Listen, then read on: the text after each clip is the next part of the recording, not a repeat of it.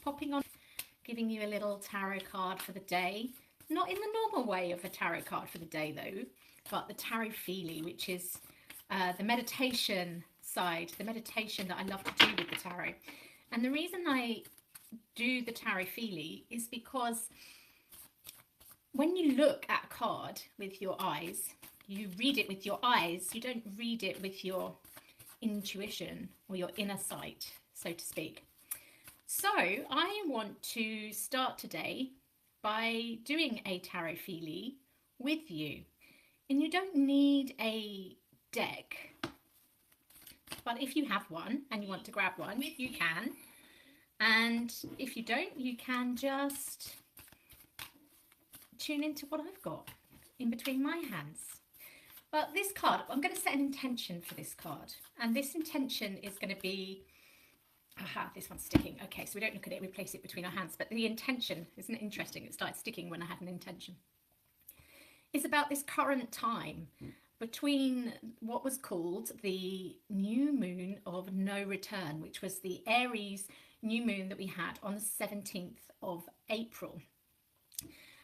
Now, Aries new moon is always like a massive rebirth moon because it is the first moon of the astrological new year. So it is that spark, and that is why I offered out a journey through the wands, because wands in the tarot is fire, which is Aries. At that time, called coming back to life, because I was coming back to my life, and I felt a lot of us, and I still feel a lot of us are doing the same.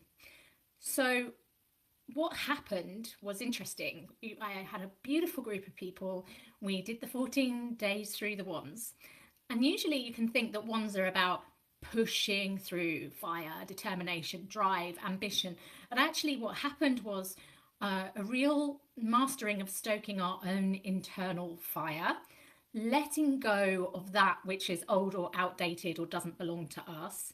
And what we got at the end of it was clarity. Now, I am curious whether you've gone through that same thing anyway, because of the astrology. And I'd love to know if you feel like putting in the comments, like, do you feel like you're getting clearer about the life that you want? Do you feel like there's a new life on the horizon for you? And can you see that clearer now the new moon in Aries on the 17th of April has passed? Has it left you with a very clear vision? And maybe also has, since then, that vision gone from, like, you know, when you look at the sun or you wake up in the morning and it's just blinding. It's just like, wow, this vision is just so bright. Like when I woke up this morning, it was like that. It was glorious. And then you get dulled to a degree. You kind of get, it kind of like is just, it is. And then maybe you might start to feel a little bit lost. And right now, I wonder if you're feeling like there is a newness inside of you, but the old world is still around you, because the change always happens within ourselves first, right? And that can be really challenging. It can really be like, but I just want to move into my new life, but my old life is not done with me yet. And what do I do about that? Should I be forcing the change, or should I be patient? It's a bit like that serenity prayer, isn't it? God or the universe, give me the courage to change the things I can, the serenity to not change the things I can't, and the wisdom to know the difference. And I'm wondering if you're feeling that yet as well. I'd love to know in the comments. Personally, I feel like that's where we really are at the moment. And so my intention with this Tarotfeely, and if you've got a deck, you can take a card and place it between your hands, and as long as you can't see it or you haven't seen it, that's perfect. Otherwise, take another one. Or if you don't have a deck, you can just tune into what's between my hands. And this intention here is about this window, really, that we're in currently between that point of no return moon on April the 17th and then the real manifesting moon. Like, we've been given the spark of a new life with the Aries new moon, but it now needs to be planted, which is what the Taurus new moon does. And the moon is exalted in Taurus. It's the most powerful moon of the year for seeding those intentions so that they grow and become tangible. And so we're in this window really where got this spark, and how do we keep it alive before we can plant it? And that's what this intention for the Tarotfeely is about. So today I'm going to take you through this. So if you have a card, you can place it between your hands. And if you don't, just place your hands in prayer position like so, and tune in to the feeling in between your hands. Just set the intention that you're tuning into my card, but no forcing it. Just a nice, gentle, calm moment.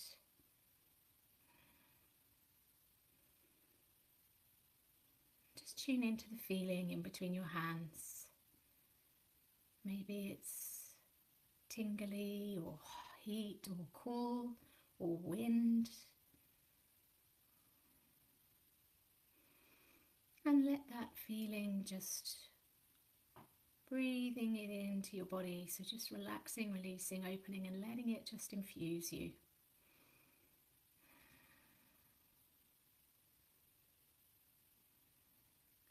And then just sending your thoughts up and just ask for a message to come back from your higher self or the universe. And let that come into your body too in the same way.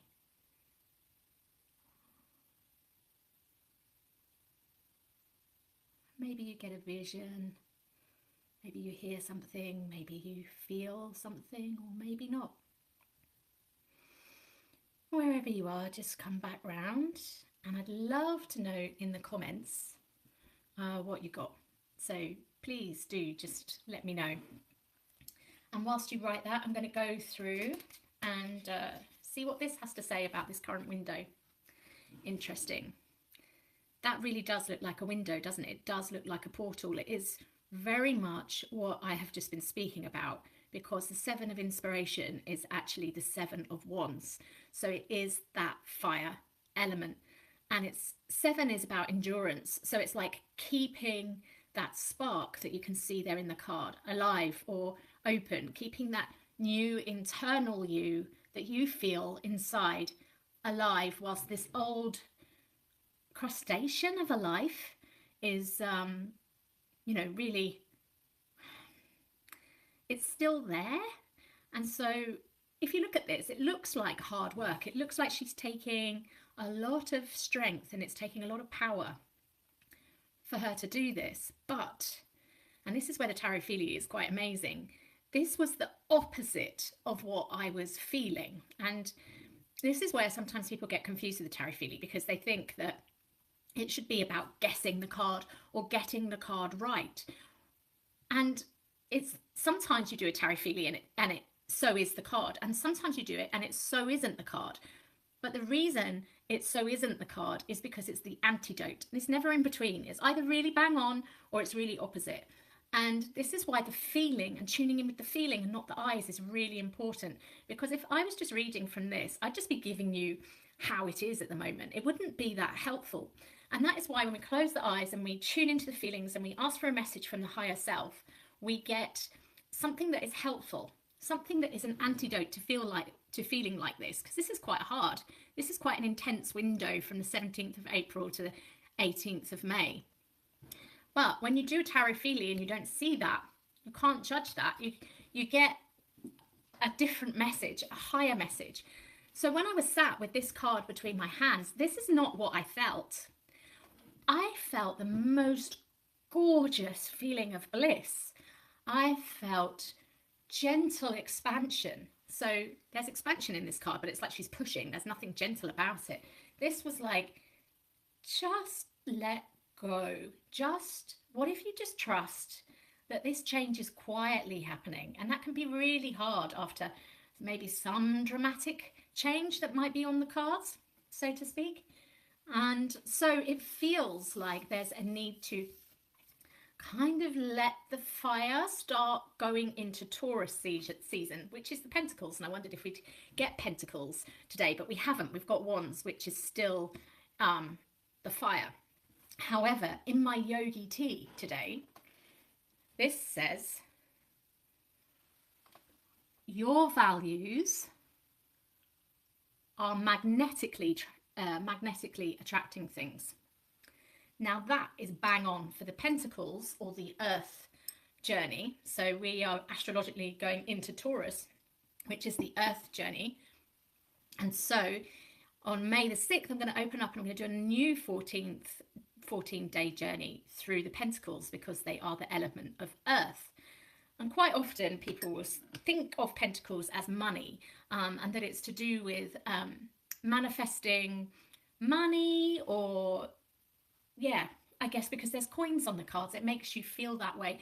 But it's deeper than that. It is all about what you hold dear and what you have to have and hold in your life. So, i.e., your values are magnetically attracting things.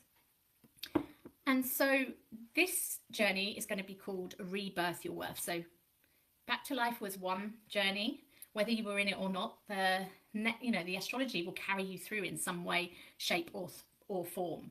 And the next one is going to be 14 days through the earth, or through the suit of the Pentacles, i.e. through your own values, you will magnetically start attracting things. So I am just letting you know this is coming. Next weekend I'll be giving you the link so you can have a look and see if it calls to you. But in the meantime, I would really love to know if anything I've said here makes any sense at all. And yeah, let me know. And I'll speak to you soon. Have a beautiful day. Bye for now.